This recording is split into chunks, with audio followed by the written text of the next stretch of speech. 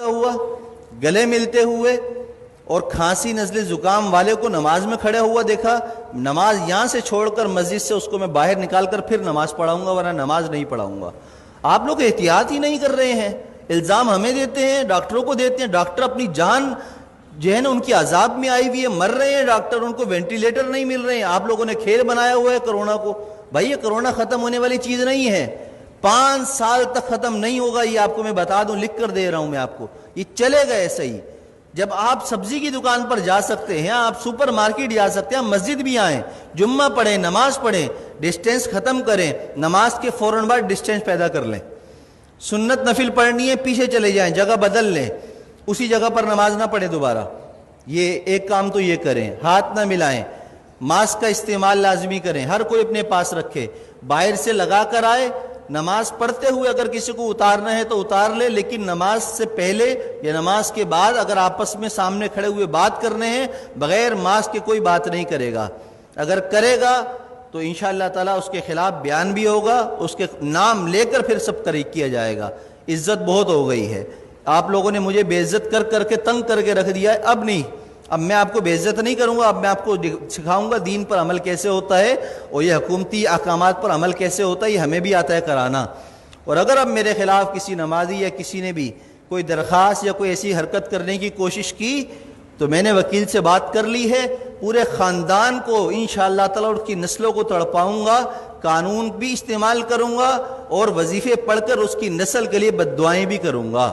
اس لیے کہ میں بہت تنگ آ چکا ہوں آپ لوگوں کی ان حرکتوں کی وجہ سے۔ 3 مہینے ہو گئے مجھے برداشت کرتے ہوئے، بد احتیاطی ختم کرنے کا نام کوئی نہیں لے رہا، بس ٹائم پر ٹک ٹک ٹک ٹک اذان، ٹک ٹک ٹک ٹک اذان۔ ابے پرہیز تو کرو، جو ڈاکٹر کہہ رہے ہیں وہ تو کرو، جو علماء کہہ رہے ہیں وہ تو کرو، اپنے باپ کی بات مانتے نہیں ہو، مولویوں پر انگلی اٹھاتے ہو، شرم نہیں ہے تم لوگوں کے اندر۔ میں نے کہا تھا، ہمارے نائب امام صاحب نے ایک جمعے کو رمضان میں نہیں تھا، تھوڑی سی رکعت لمبی کر دی تو پیچھے 2 لوگوں نے کہا کہ آپ کو نماز پڑھانی ہے، اتنی لمبی نماز پڑھا دی، شرم نام کی چیز نہیں ہے، امام کو ایسے کہتے ہو؟ پورا زندگی جس نے قرآن پڑھنے میں، علم حاصل کرنے میں لگا دی، تمہاری نماز پڑھاتا ہے، اس کو تم کہتے ہو نماز پڑھانی نہیں آتی؟ تمہیں تو طہارت اور غسل نہیں آتا، کیسے پیشاب کرنے کے بعد قطرے پاک کرتے ہیں اس کا طریقہ تمہیں نہیں آتا، پانی نہ ہو تو مولویوں کو سکھاتے ہو، اماموں کو سکھاتے ہو۔ خدا کے لیے ہاتھ جوڑ کر میں کہہ رہا ہوں، میں وزیر اعلیٰ نہیں ہوں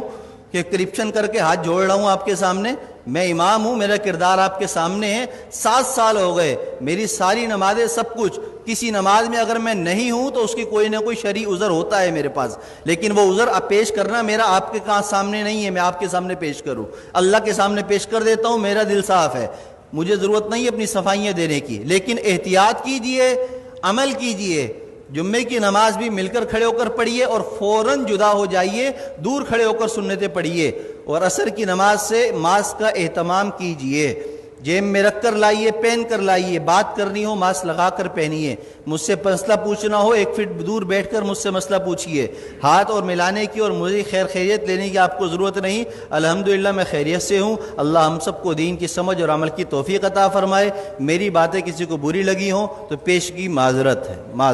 معذرت، جزاک اللہ خیر۔